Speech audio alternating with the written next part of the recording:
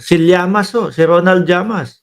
Eto, basahin ko ng mabilisan ho mga bossing. Si Ronald Llamas, political analyst. Ano sabi niya ho dito?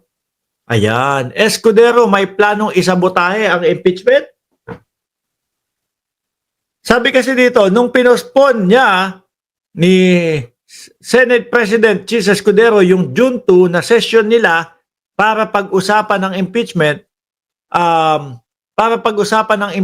sa June 11, anong ibig sabihin nun? June 12, holiday na. Di ba? O, June 12, holiday na. June 13, tapos na ang session ng Senate at saka ng House. At best, dinadala niya sa bingit at worst ay talagang bahagi ng isang insidious plot para isabotahe itong impeachment process na labag sa ating konstitusyon. Di po ba? Ayan, kung titignan mo, pagkakasunod-sunod ng mga petsa, talagang idinudulo ho. At pagkakaalam ko, yung A11 dapat alas 4 ng hapon. Tapos alas 5 tapos na agad. Baga, walang oras. Ano po, ito, pakinggan ho natin. Best way I see fit with hindi ko gusto si VP Sara pero hindi rin ako galit sa kanya. I am performing and doing my role the best way I see fit without any fear or bias in favor. Naniniwala ho kayo doon, mga kababayan, na si Chis Escudero po ay hindi bias? Madali po bang tanggapin? Madali po bang paniwalaan, mga bossing? Parang ang hirap po. Yan na lang, yung kalendaryo na lang, mga boss. No? Yung desisyon na lang nila, kada papalapit na po yung petsa na uumpisahan, biglang meron na silang sasabihin at biglang meron na silang mga gagawin. Ang pinaka-best example ho, mga bossing, yung A11. No? Yung A11 na dapat po ang pakay, ang pinag-uusapan, eto. A11, no? A11, mga bossing, manunumpa ang mga senador. Pero ano po yung ginawa nila? Hinahayaan lang ni Chis Escudero na ubusin yung oras ng Duterte Block. Kaya nga po medyo nahalata na ni Risa Ontiveros saglit lang. Baka naman po pwede. Wala munang mga statement. Wala munang motion. Nakabinbin pa din yung panunumpa natin.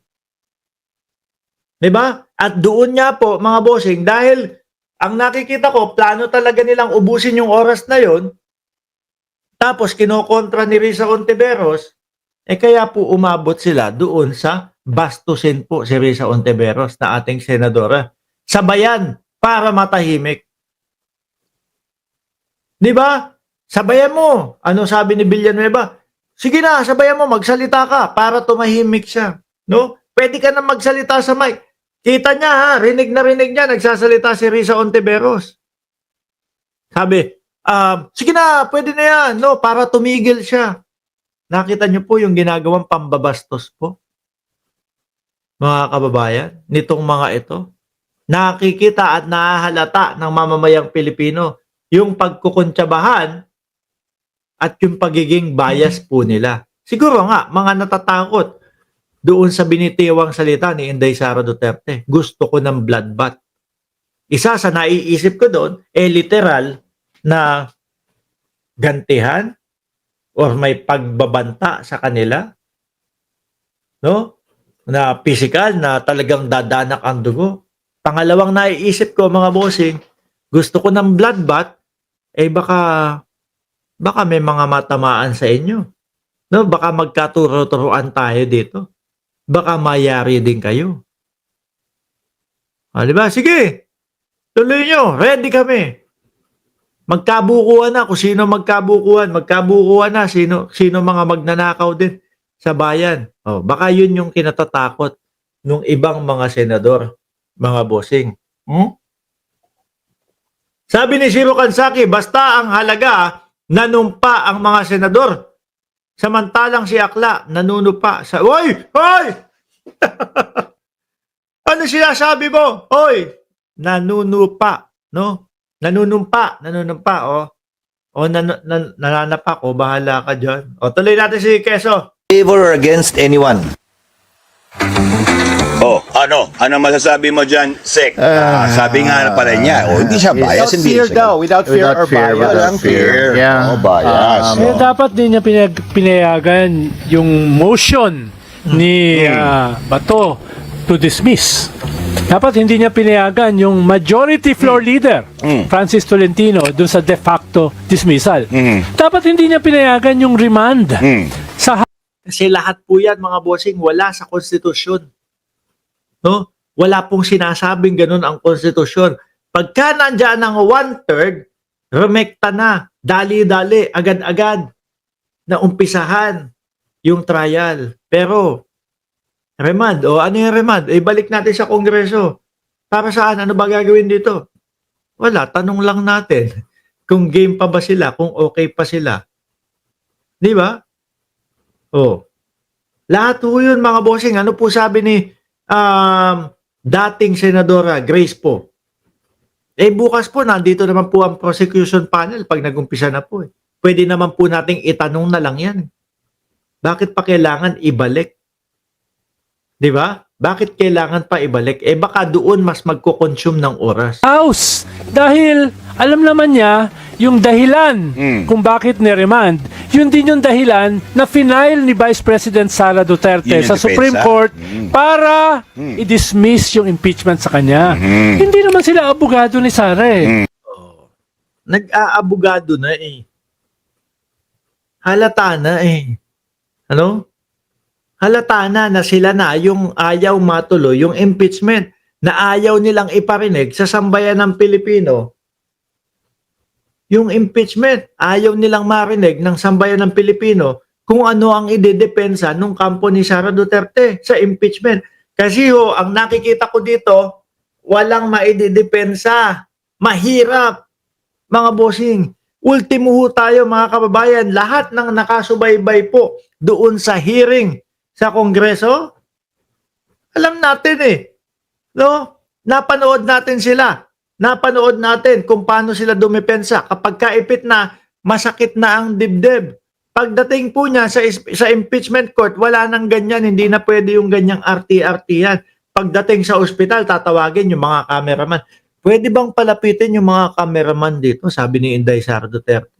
Paglapit ng cameraman, sakto ang iyak naman ni Zulaika. Pero nung wala pa yung cameraman, hindi umiiyak. Hindi ubra yun, mga bossing, pag nagtuloy-tuloy po ito. Di ba? At ako mga bossing, simulat sa poll, inaantabayanan ko yung kanila hong mga depensa. Pero wala po talaga akong narinig kahit isa pong depensa sa kanila, mga boss. Wala po. No? Kaya, iniiwasan nga nila Ano sabi ni Inday Sara Duterte? Sa susunod po, hindi na po kami makikipag-cooperate sa kanila. Kawawa po yung mga tao ko. Sumasakit ang mga dibdib. Yung isa sa impeachment na reklamo din, yung pagpapatay o pagbabanta sa buhay ng Pangulo. Paano din po nila ipaglalaban yun? Mismong tayo nanonood tayo live, galit na galit si Sara Duterte with matching PI. No? Mayroon na akong kinausap na tao. Patayin si Bongbong Marcos, si Lisa Araneta Marcos, si Martin Romualdez. Paano ididepensa po yun? Paano sasabihin na walang pagbabanta kung merong plano na sinasabi Di ba? Kasi kaya naman po umabot sa ganyan, mga bossing, hindi po kasi nila nirerekta yung solusyon doon sa kanilang problema. Iniiwasan nila hanggang sa mapunta na sila, mga bossing. No? Hanggang sa mapunta na sila, mga kababayan, saan po? Doon sa panibagong problema. Iniiwasan nilang sagutin yung confidential funds, nanggigigil po sila, no? Hanggang sa umabot yung paggigigil nila na nakakapagbanta na pala ng buhay. Nang hindi simpleng tao buhay ng Pangulo, asawa ng Pangulo. at pinsan ng Pangulo na House Speaker. Tapos sasabihin nila, oh, si Sandro Marcos, wala, ano lang yan, nilinlang ni Bongbong Marcos para pumirma sa kauna-unahan, no, na i-impeach si Sara Duterte. Anak po yun eh. Anak po yun eh. Nung pinagbabantaan ng buhay eh. Kahit sino naman po sigurong anak, mga kababayan, ganun yung magiging hakbang. O, tuloy. Bakit inulit nila? Bakit niya pinayagan yon? Wala naman yun sa rules ng Senado at definitely wala siya sa Supreme Court, sa konstitusyon. So, doon kitang-kita. Bias. Hindi po ba? Bias, mga Ano kababayan. yung kanyang bias eh. Dapat pinigilan niya yon, no? Dapat pinigilan niya yun. Ano yung sinasabi niya na wala siyang bias? Ako may tanong ako mga alas. Lahat ba tayo nakapunta na sa Senate floor? Have you guys been to the Senate floor? Ilang beses na siya. Alam mo, pag nakaupo ka, kung nasa ng Senate President Chis Escudero, kitang-kita mo lahat ng pangyayari eh. Correct.